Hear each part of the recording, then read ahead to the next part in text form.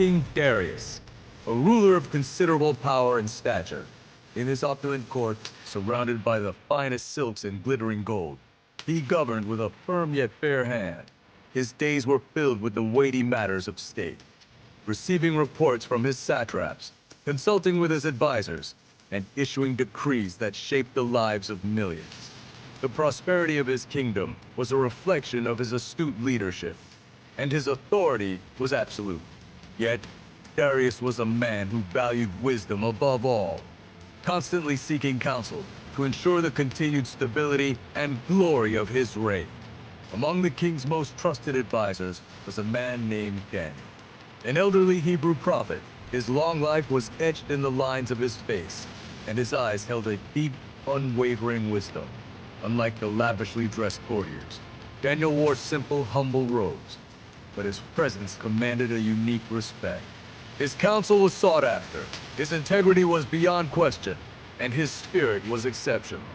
King Darius held him in such high regard that he planned to set him over the entire kingdom. While some admired Daniel for his sagacity, others watched from the shadows, their hearts curdling with a bitter and corrosive envy.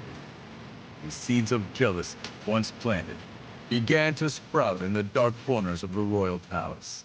A group of satraps and high officials, their ambition poisoned by resentment, could not bear to see Daniel's ascent.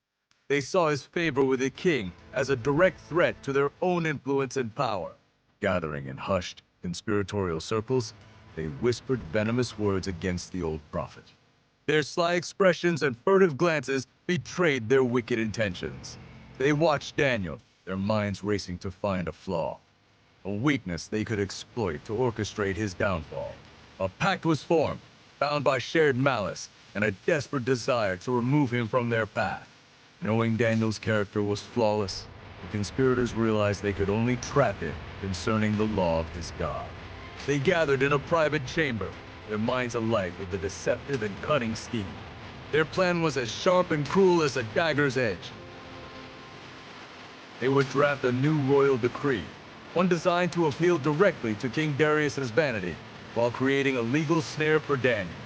The decree would forbid anyone from praying to any god or man, except the king, for 30 days. With deliberate strokes of a quill upon parchment, they formalized their treachery, confident that Daniel's unwavering faith would become his undoing. With the trap set, the conspirators approached King Darius, their faces masks of loyalty and flattery.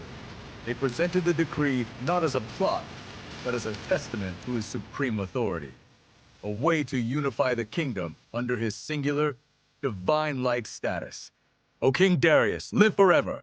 they proclaimed, their voices dripping with feigned reverence. They argued that such a law would solidify his power and command absolute devotion from his subjects. Darius, though a wise ruler, was still a man susceptible to pride. Swayed by their persuasive words and the tantalizing appeal to his ego, his initial hesitation began to wane. Convinced of the decree's merit, King Darius took the parchment and, with a flourish, affixed his royal signature. He pressed his signet ring into the warm wax, and the law of the Medes and Persians was sealed. Irrevocable, the conspirators exchanged triumphant, barely concealed glances, their victory seemingly assured. As the news of the decree spread through the palace, it reached the ears of Daniel. He heard of the law designed to ensnare him, yet his face showed no fear. Instead, it was a mask of calm resolve, his spirit unyielding, ready to face the consequences of his devotion. In the heart of Babylon, a decree was made, a trap set by envious men. For 30 days, all prayer was forbidden, save for petitions to King Darius himself. Yet, in his upper room, with his window open toward Jerusalem, the prophet Daniel knelt 3 times a day, just as he had always done. His face, serene and untroubled, was a portrait of unwavering devotion. There was no fear in his eyes, only a profound peace that came from a faith unshaken by mortal threats. He continued his prayers, his communion with God, a constant, quiet act of defiance against the unjust law. Hidden in the shadows, the jealous satraps watched with glee. They had found their moment. Bursting into the throne room, their voices dripped with false loyalty, and triumphant malice. They accused Daniel, reminding King Darius of his own unchangeable decree. The king's face fell, his initial pride in his law turning to horror as he realized he had been manipulated. The accusers pressed their case, demanding the letter of the law be fulfilled, their eyes gleaming with a cruel satisfaction of seeing a righteous man condemned. The weight of his own words crushed King Darius. He was trapped by his own authority. Pacing the stone floors of his grand chambers, his mind raced, desperately searching for a loophole, a way to undo the terrible knot he had tied.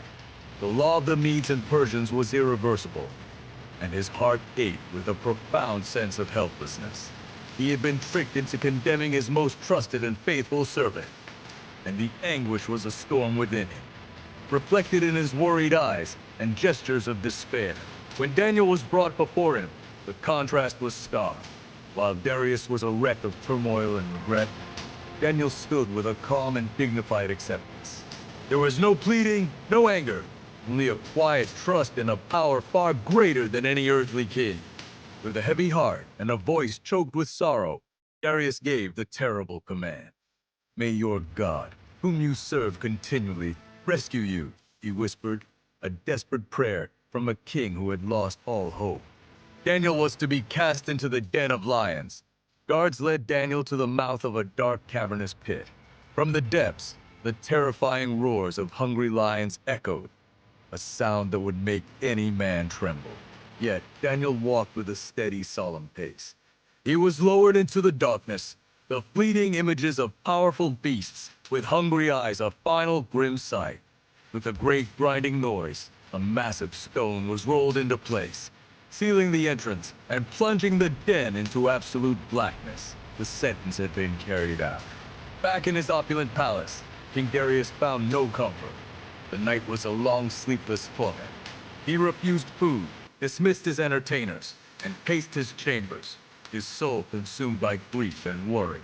His thoughts were only of Daniel, his prayers a constant plea to the God of the prophet for a miracle. The silence of the palace was a stark contrast to the storm of despair raging within the king, his solitude emphasizing the depth of his regret and his desperate hope for Daniel's deliverance. But inside the den, a divine miracle was unfolding. Daniel sat peacefully, untouched by the ferocious beasts around him. A radiant, ethereal light filled the darkness as an angel of the Lord appeared, its presence radiating a profound calm. The powerful lions, once roaring with hunger, became as gentle as lambs. They lay down peacefully at Daniel's feet, their savage nature miraculously subdued.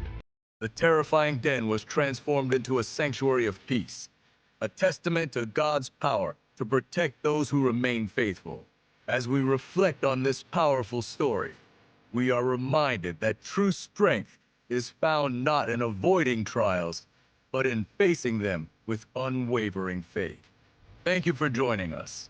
We look forward to seeing you in our next video.